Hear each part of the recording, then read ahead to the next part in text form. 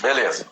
Nós só vamos ter que fazer o seguinte: se porventura eu tiver que sair, aí você não vai me ver nos comentários. Você tem que lembrar de ligar o comentário de novo para você poder ver que eu voltei. Mas enfim, a gente vai aqui. O texto aqui, né? Eu sou a videira verdadeira, meu pai é o agricultor.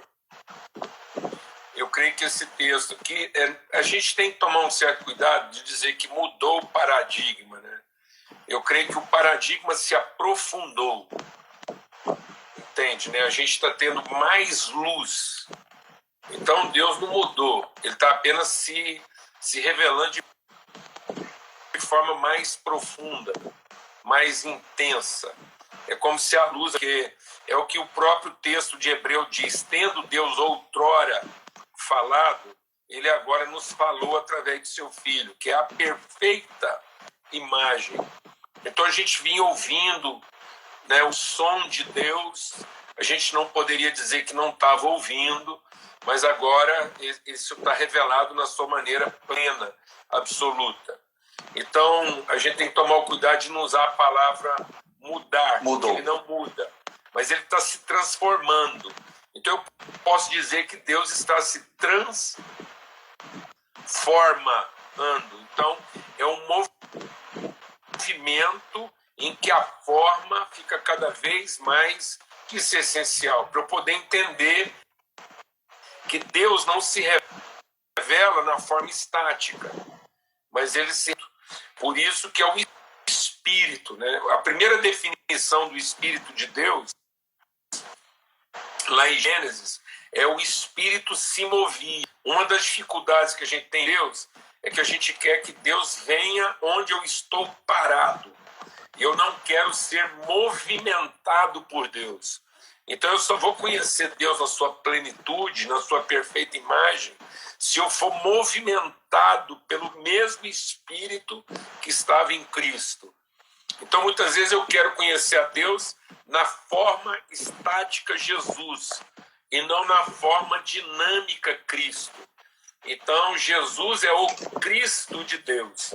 Ele é o humano ser Jesus, que na entrega do seu Espírito, quando ele entrega o seu Espírito, ele faz esse movimento último, não no sentido final, mas último no sentido pleno, ou seja, não há nenhum outro movimento maior do que esse. Nós só temos agora que imitar o mesmo movimento. Amém? O último no sentido de que não vai haver outra revelação, mas não o último no sentido de que isso ficou agora limitado, ou seja, o movimento continua sendo esse. Ele é o último Adão. Não é que não vai vir outros como ele, mas não vão vir ninguém que expressa mais do que ele. É o último movimento de Deus que continua se movimentando. Amém? Por isso que o Evangelho de João é o Evangelho de Gênesis. É o livro de Gênesis do Novo Testamento. Sim, sem nenhuma presunção, você vai me entender. Assim, então, se a gente tivesse que escrever o Novo Testamento de uma forma espiritualmente cronológica, o primeiro livro do Novo Testamento deveria ser o Evangelho de João. Porque todo o livro de Gênesis começa no princípio, trazendo a natureza espiritual de Jesus.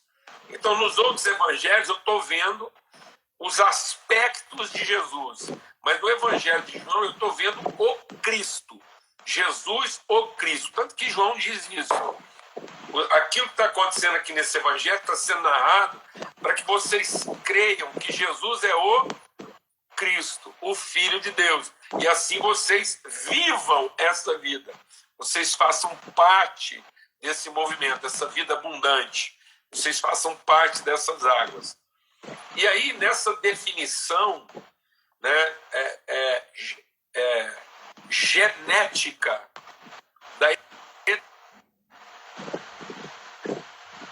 eternidade de Jesus, como você mencionou então, nessa condição da... Tá me ouvindo aí? Eu dei uma parada aqui. Deu uma parada. Deixa eu